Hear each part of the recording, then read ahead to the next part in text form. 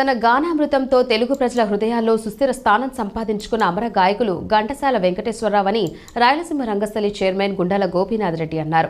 ఘంటసాలపై అమితమైన అభిమానం కలిగిన అభిమానులు, కళాకారులు ప్రతి నెల 1వ తేదీన తిరుపతిలోని ఘంటసాల విగ్రహానికి నివాళి అర్పిస్తూ ఉంటారు.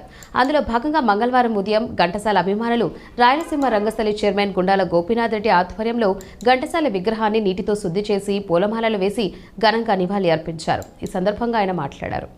జోహార్ ఘంటసాల గారు గాన గంధర్వులు. ఆయన పాటలు కీర్తిశేషులైనటువంటి ఘంటసాల గారి పాటలు చాలా అమృతం, చాలా అద్భుతంగా ఉంటాయి. ఆయన సేవలు ఎనలేనటువంటివి.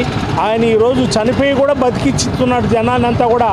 ఆయన పాటలు వింటే పడుకోకుండా కూడా లేచి కూర్చునే పరిస్థితిలో ఈరోజు ఉన్నారు.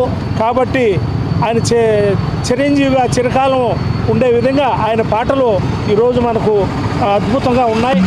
అందులో మామూలుగా మంత్లీ 1వ తారీఖున చేస్తున్నటువంటి మా గోపీనాథ్ ఆధ్వర్యంలో చేస్తున్నటువంటి కార్యక్రమాన్ని ఈ 1వ తారీఖు ఏప్రిల్ 1న కూడా ఈ కార్యక్రమాన్ని చేసి మాజీ కౌన్సిలరు జనార్దన్ రెడ్డి గారిని ఈరోజు సన్మానించడం జరిగింది.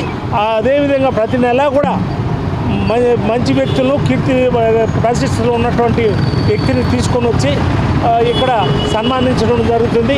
కాబట్టి ఆ యొక్క ఘంటసాల యొక్క ఆశీస్సులు అందరికీ ఉండి ఆ పాటలతో అందరినీ వెలువేల్పు